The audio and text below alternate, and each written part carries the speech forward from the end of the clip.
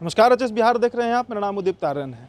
लोकसभा में किसानों के लिए एक बिल पास किया गया। यह बिल तो पास हो गया, पर उसके बाद पूरे देश में बवाल मचा हुआ है। जितने भी तमाम राजनीतिक पार्टियां हैं जो भाजपा के खिलाफत में है, जो विपक्ष में है, उनके द्वारा लगातार सवाल उठाया जा रहा है नरेंद्र मोदी के इस बिल के ऊपर।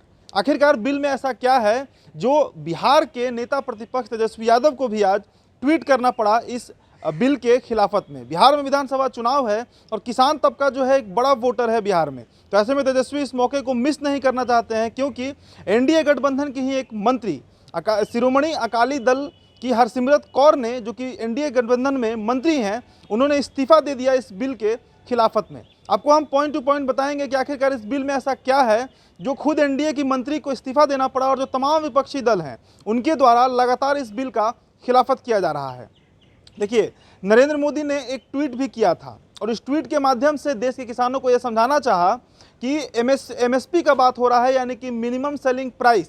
जो किसान कोई भी अपना फसल बेचता है या धान बेचता है या आलू और प्याज ही उपजता है और उसे बेचता है, तो उसका एक न्यूनतम कीमत सरकार के द्वारा तय किया जाता है।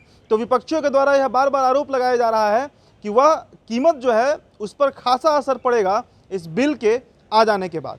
अब हम शुरुआत करते हैं कि आखिरकार बिल में क्या है। देखिए, पहला पॉइंट जो है उसमें कहा गया है, आपको बताएं कि इस बिल का जो नाम है वो कृषि उपज व्यापार और वाणिज्य विधेयक 2020 है। और इसके तहत ये बात कहा जा रहा है कि देश के किसान देश के किसी भी राज्य में जाकर, अगर कोई किसान बिहार से है और वो अपना फसल उपजाता है और बिहार में उसे सही दाम नहीं मिल रहा है या फिर मंडी अगर सरकार उसे उपलब्ध नहीं करा पा रही है, तो वो अपने पड़ोसी राज्य झारखंड, उत्तर प्रदेश या देश के किसी भी राज्य में जाकर अपना फसल बेच सकता है।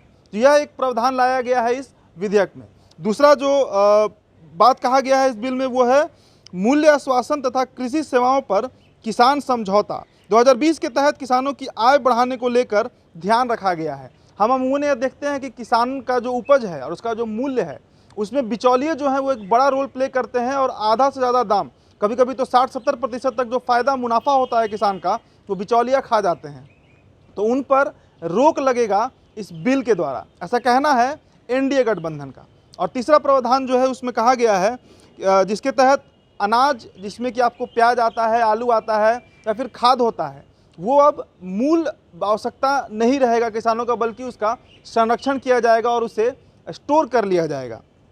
तो ऐसे में अब भंडारा किया जाएगा उनका, और इसके तहत कृषि में विदेशी निवेश को भी आकर्षित किया जाएगा। यानी कि एफडीआई की बात जो चल रही है, जो हर एक सेक्टर में लगाया जा रहा है सरकार के द्वारा, वो अब कृषि क्षेत्र में भी आने वाला है। और इसी को लेकर विपक्ष जो है वो लगातार सरकार को घेरने का काम कर रहा है। अब हम बात करेंगे कि आखिरकार विपक्षियों के द्वारा क्यों बार बार इस बिल का खिलाफत किया जा रहा है। सबसे पहला पॉइंट जो है वो मंडी को लेकर है कि अगर किसान को अपना राज्य में मंडी नहीं मिलता है, उचित मूल्य नहीं मिलता है, तो ऐसे में वे दूसरे राज्य में जा सकते हैं। तो राज्य सरकारों के द्वारा यह बार बार आरोप लगाया जा रहा है कि ऐसे में राज्य सरकार को एक बड़ा ही संकट सामने आएगा जब उनके राज्य में अनाज की कमी होगी। साथ ही साथ अनाज के द्वारा जो राज्य सरकार को मुनाफा होता है, जो फ़ायदा होता है, जो रेवेन्यू जनरेट होता है, उसमें भी बड़ा सेंध लग सकता है इस बिल के पास होने के बाद। अगला पॉइंट जो है उसमें मिनिमम सेलिंग प्राइस यानी कि एमएसपी की बात कही गई है। ये बिल अगर आता है तो विरोधियों का ऐसा कहना है कि जो न्यूनतम दर तय होता था पहले सरकार के द्वारा, उस पर खासा असर पड़ेगा और किसान को भारी नुकसान उठाना पड़ जा सकता है अगर उनका फसल समय पर नहीं बिकता है।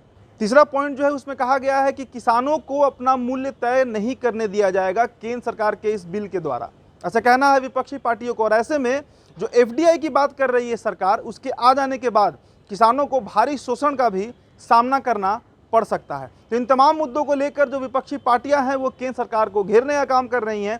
और बिहार में तेजस्वी यादव नेता प्रतिपक्ष, उन्होंने बड़ा अटैक किया है अपने ट्वीट के माध्यम से। आप स्क्रीन पर देख रहे होंगे उनके ट्वीट को। उस ट्वीट में तेजस्वी लिखते हैं कि नौजवान के बाद किसान अब सरकार के निशाने पर। किसान विरोधी डबल इंजन सरकार द्वारा लोकसभा में पारित किसान विरोधी अध्यादेशों पर मुखरता से अपना पुरजोर विरोध प्रकट करती है। बेरोजगार युवा और किसान मिलकर इस निकम्मी सरकार को उखाड़ फेंकेंगे। हैशटैग किसान विरोधी अध्यादेश वापस लो तेजस्वी यादव। तो ये अभी कुछ देर पहले का ट्वीट है जो तेजस्वी यादव ने किया है, और इसके बाद बिहार में इस पर अब राजनीति शुरू हो चुकी है। विधानसभा का समय है, भारी तबका, बहुत बड़ी आबादी है ऐसे लोगों का जो किसानी करते हैं। ये बिल उनके लिए कितना सार्थक होगा या उनके कितने खिलाफ में होगा, ये विधानसभा का चुनाव परिणाम ही बताएगा। आप बने रहिएगा जिस बिहार के साथ, चैनल को सब्सक्राइब कर लीजिएगा। वीडियो अगर आप फेसबुक पर देख रहे हैं तो हमारे पेज को लाइक और फॉलो करिएगा। धन्यवाद।